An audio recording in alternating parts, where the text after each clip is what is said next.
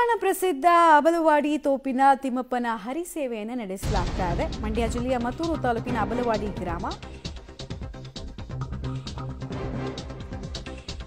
ದೇಗುಲಕ್ಕೆ ಬಂದಂತಹ ಭಕ್ತರಿಗೆ ತಾವರೆ ಎಲೆಯಲ್ಲಿ ಊಟ ಬಡಿಸೋದಕ್ಕೆ ಅಂತ ಮುಂದಾಗಲಾಗಿದೆ.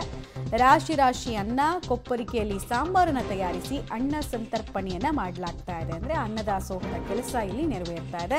ಒಮ್ಮೆಲೆಗೆ 20,000ಕ್ಕೂ ಹೆಚ್ಚು ಭಕ್ತರಿಗೆ ಪ್ರಸಾದ ವಿತರಣೆ ಆಗುತ್ತೆ. ಸಾಕ್ಷಾತ್ ವಿಷ್ಣು ಪಾದ ಸ್ಪರ್ಶ ಮಾಡಿದಂತಹ ಸ್ಥಳ ಇದು ಅಂತ ಪ್ರತೀತಿಯನ್ನ ಹೊಂದಿದೆ. ದೃಶ್ಯಾವಳಿಗಳಲ್ಲಿ ನೀವು ನೋಡ್ತಾ ಇದ್ದೀರಾ ತಾವರೆ ಎಲೆಯಲ್ಲಿ ಅನ್ನದಾಸೋಹದಲ್ಲಿ ನಿರತವಾಗಿರುವುದನ್ನು.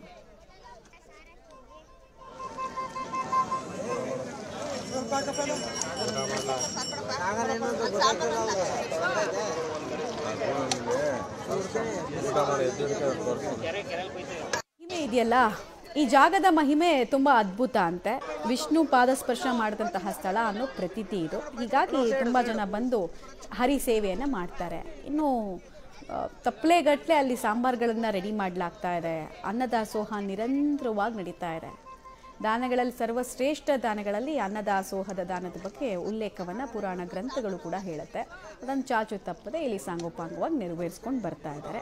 ಸಾವಿರಾರು ಸಂಖ್ಯೆಯಲ್ಲಿ ಆಲ್ಮೋಸ್ಟ್ ಒಂದು 20,000ಕ್ಕೂ ಹೆಚ್ಚು ಭಕ್ತರು ಬರ್ತಾ ಇದ್ದಾರೆ.